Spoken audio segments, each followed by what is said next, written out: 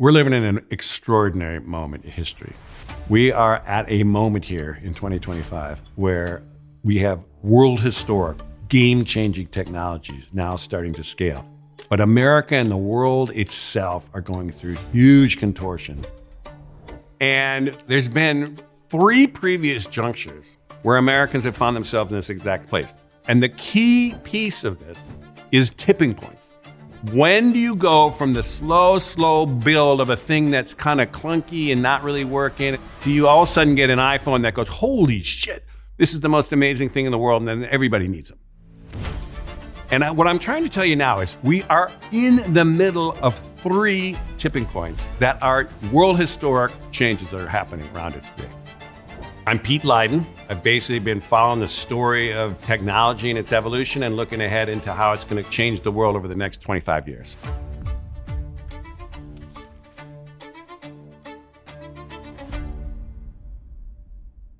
Way back in the 90s, in the earliest days of the internet, there was really only one place in the world that was really all over that, and that was Wired magazine. And it was in those early days that the founders of Wired picked up on me as someone who had the same kind of sensibility about the transformative nature of these technologies. And so they wooed me to work with them in the early days of Wired. Now, people had no idea what was even going on with the internet and literally what's email, what's the web. They had no idea how these goofball startups with names like Amazon were ever going to amount to anything. And the other thing that was going on there beyond this digital revolution was essentially the beginning of globalization. And so myself and my co-author, which was Peter Schwartz, wrote a famous, iconic cover story at Wired that was called The Long Boom. And it was a history of the future, the story from 1980, which is in our past, to 2020, which was in our future, trying to explain what was really coming. Now, those of us who are in technology and those of us who have been immersed in it, which I have been for most of my career now, can see clearly these kind of incremental stages of these new technologies, that all successful new technologies go through a technology adoption curve. Let's say like Uber, the idea like, oh my God, instead of a taxi, it's all on your phone. And then all of a sudden, when enough people show how amazing it is, boom, the entire crew moves over. And the old system of the taxi system is gone. So you're watching an old system being essentially dismantled or having to come down at the same time as we're taking off on these new technologies to build the next systems. We're in the middle of that. Right now is smack in the middle of that in our era. But we've also seen this in American history before. There's been 3 previous junctures where Americans have found themselves in this exact place. Now, that's not to say it's common.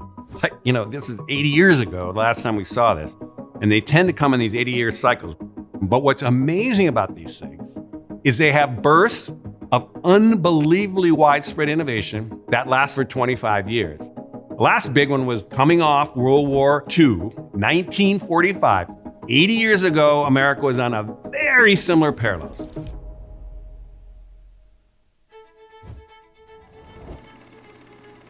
We basically were watching the essentially dismantling of the old world that had been working pretty well, the economy and societies of the West. And then there'd been a crash, and you run into the Great Depression of the 1930s. Now, what that was the old system of running the economy just wasn't working. And so what happens is you watch these junctures in American society, we get super polarized.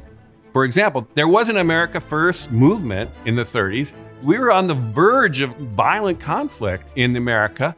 And then you had the FDR and the kind of New Deal coalition that came out of the Depression, and they started to get traction. But anyhow, we had to resolve this political tension in America. And frankly, it had to do it in the world because the world also was going through this juncture. And so from 1945 to 1970, we watched the great post-war boom. Many people call it the high point of global capitalism. And you built this crazy economy where you did many things that were completely different than the previous era. Tax the rich at 90%. You watched incredible investment in public infrastructure like the interstate highway system and building suburbs. You basically watched the GI Bill and education, building institutions for higher education, expanding it for the boomers. That all happened in 25 years, the Great Society, the whole thing, 25 years. And then we ran in the 70s. It started kind of getting along in the tooth, stagflation, oil shocks. But here's the point. Old system had to come down. super conflict around it, and ultimately the building of a thing that was dramatically different than before. We've been through that before. And funny enough, like I say, if you go another 80 years back, we did it again.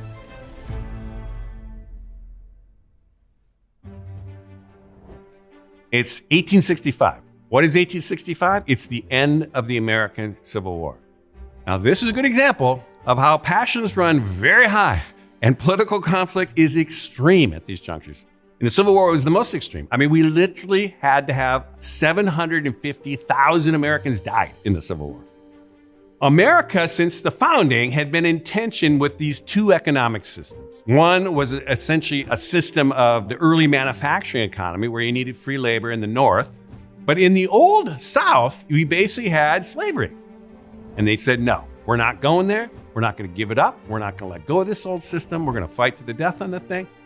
And so this is a good example. Anyone rooted in the old systems that are going down are passionately want to defend that at all costs. Now, the thing that people do not know about the Civil War, or don't really remember as much about the Civil War, is the Civil War after 1865 had an unbelievable explosion of progress. That lasted for, what do you know, 25 years.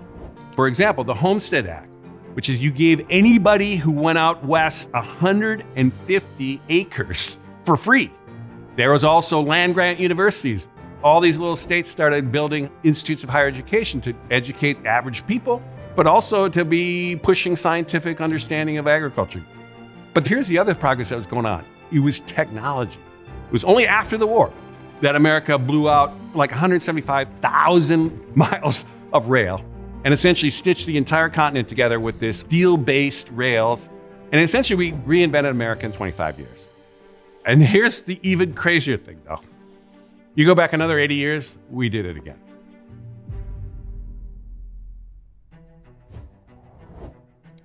(1787) to about 1810, 1815, we had created what is America.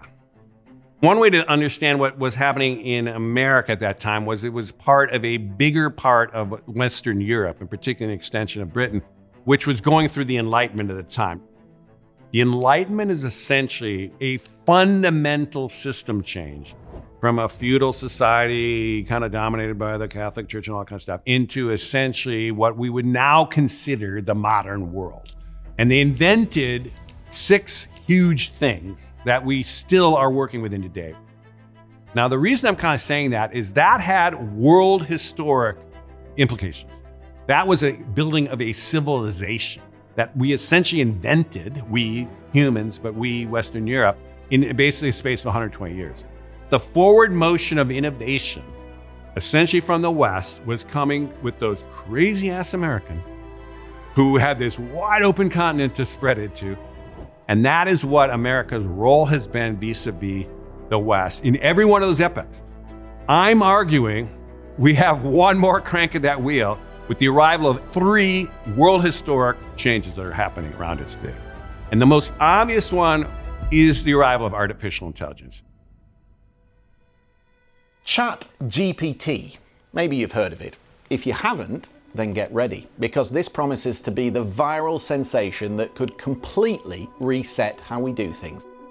The arrival of generative AI, with the arrival of ChatGPT 3.5 in November of 2022, I think we're going to see that as a world historic moment. I think people will look back on that is the starting gun of what will be understood as the age of AI.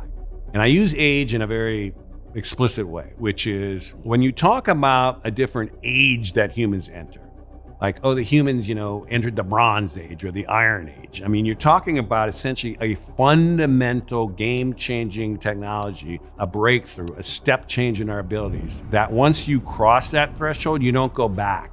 We're going to watch an explosion of amplification. The amplification of our mental powers with digital computers and now AI are going to be very similar to the amplification of our physical powers that mechanical engines, initially by steam, created the prosperity and wealth of the world that we know now, where we're just going to say, holy shit, we had no idea this is the world we're in.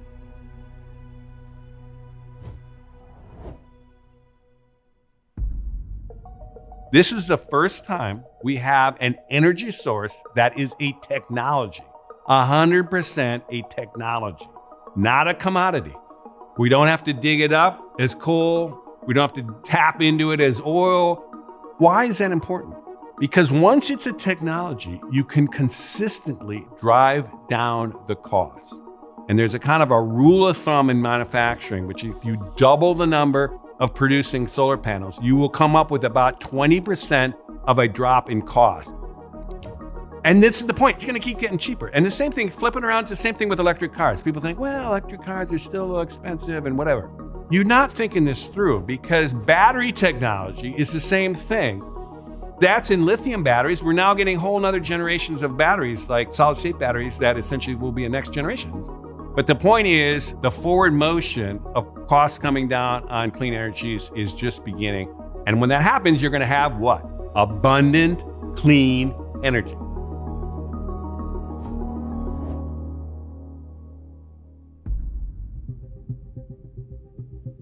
Basically, right around the time that we essentially had our earliest breakthroughs on generative AI, which is about 15 years ago, we also had the big breakthrough in what they call CRISPR, which is we figured out a way to cheaply and easily edit the genome of any living thing. And you just take one example. We now know how to take a cell, put it in a vat, and you can give it the same amino acids and the same kind of nutrients and the same things that a cow roaming around a field for like years chewing on grass would get those same nutrients, those same amino acids, and essentially would produce in their muscles the meat. That same thing can happen in a vat to actually grow the same cow cell into actual meat. Not like kind of meat, not like plant-based meat that's kind of like meat. It's meat. It's the same cell. It tastes exactly the same. And what's happened, we've only 25 years ago, it's like 2003 was the first time humans had ever cracked or understood the human genome. It took $3 billion and it took 15 years to do it. The cost of doing that from $3 billion had been driven down so far, it was $1,000. It's now at the point where it's about $100. And eventually it's going to keep driving down to $50 or nothing. It's not just the same level, it is twice as fast. We can now essentially design these things for outcomes that we want to happen cheaply and easily.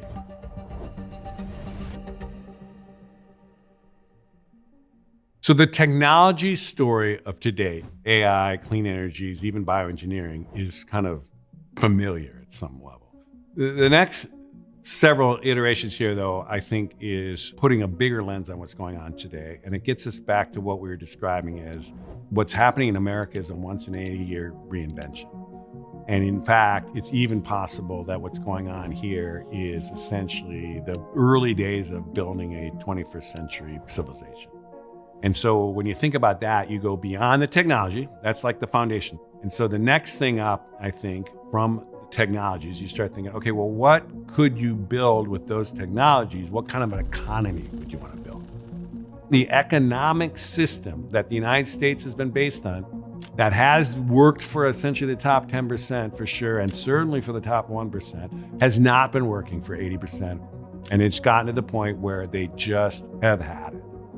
So as crazy as it sounds, we could be at a point in the world right now, in 2025, where we are watching the beginnings of a shift from financial capitalism, born and raised out of the Enlightenment, to essentially some version of a sustainable capitalism.